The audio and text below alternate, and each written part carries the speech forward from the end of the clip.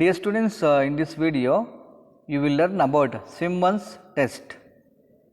So, this test especially we will conduct on DC shunt motor. The aim of the experiment to determine the constant losses and hence to find the efficiency of a given DC machine at any desired load. To conduct these experiments we need the apparatus.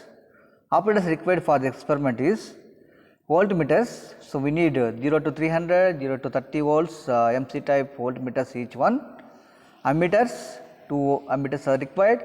One is 0.5 amperes, 0.5 amperes MC type each one is required, and rheostats also we need 2 rheostats 0 to 750 ohm 1.2 amperes and 0 to 38 ohm 8.5 amperes 2 rheostats required, and tachometer to measure the speed of the experiment, to measure the speed of the DC machine. So, we will use tachometer. Okay. So, and also we need connecting wires to connect the voltmeters and ammeters, rheostats in this experiment. So, this is a circuit diagram of the experiment. So, circuit diagram, according to circuit diagram we will connect the connections to conduct this experiment. Next we will move to the procedure of this experiment. So, this is also one experiment to find the RA, armature resistance. We will do that experiment. And procedure, connections are made as shown in the circuit diagram. Keep the rheostat R1 in the field rheostat of the motor cut out position, that is minimum position. R2 armature rheostat in cut in position. Supply switch S1 is closed. Motor brought to its rated speed by cutting out rheostat R2 and cutting in the rheostat R1 if necessary. Readings of all the meters and speed are noted down in the tabular column. All the rheostats are brought back to their respective initial positions and supply switch S1 is opened. The graph of efficiency versus load current is plotted as shown in the model graph. So, 2-point RA, determination of armature resistance RA by VI method. Connections are made as shown in the circuit diagram. Keep the rheostat in cut in position, switch S1 is closed. Rheostat is adjusted to any value of current, say 1 ampere, 2 ampere, 3 amperes, like that we will adjust. Ammeter and voltmeter readings are noted down in the tabular column, and supply switch S1 will be open at the end of the experiment. So, now we will see the demonstration of the experiment.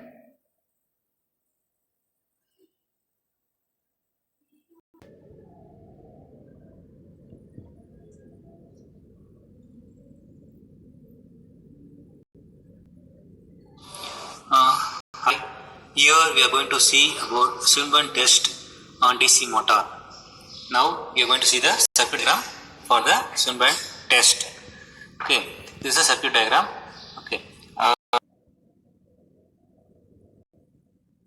So, this is the nameplate details of the DC shunt motor,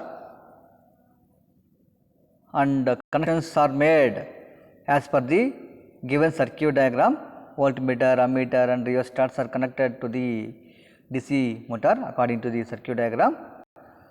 So, we have to check motor field rheostat in minimum position and switch on the DPST switch and adjust the motor speed up to the before that we need to switch on the 3-point starter and adjust the motor field rheostat, motor get up to the rated speed of the DC motor. Now, so the motor is running at some speed. Now, we are varying the motor field rheostat from minimum position to the maximum position. So, again we need to check the speed of the DC motor by the tachometer. Now, motor is running at 1542. So, now exactly we need to set the motor speed 1500 and note down the voltmeter reading and ammeter reading in the tabular column, and also we need to conduct the experiment for armature resistance. Armature resistance experiment we need to conduct. From that experiment we will find the RA value. So, from the given readings we have to find the copper losses, constant losses of the machines. So, and also we will calculate efficiency of DC motor and DC generator. So, the main use of this experiment is, so we can calculate the efficiency for both motor and generator. That is a specialty of Swinburne's test. Okay. So, after taking the readings you have to minimize the rheostats to the original position, that is cut out position, and switch off the DPST switch. We need to disconnect the supply to the circuit.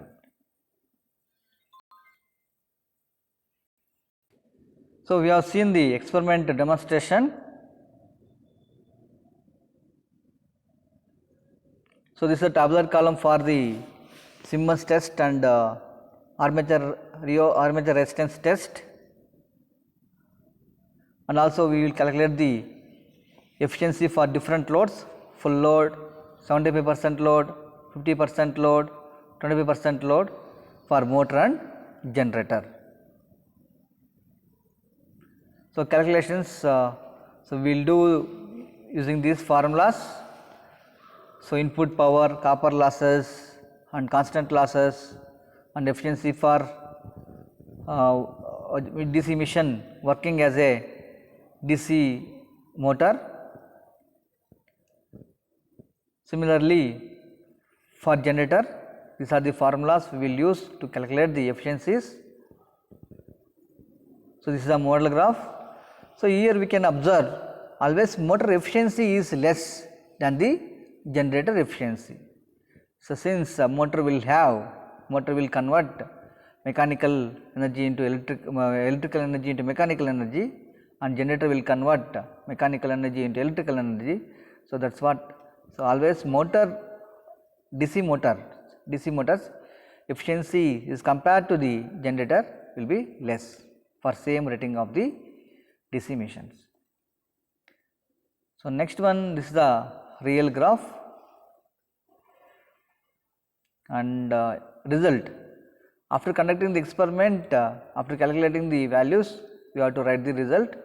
Thus, determined the constant losses and hence find the efficiency of a DC machine at an desired loads, different loads, full load, half load, 25% load, 75% load, different loads we have to calculate. So, that is that thing you have to write in result.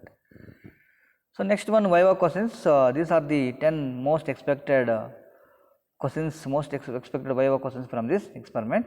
So, we have to prepare. Okay. So, thank you everyone.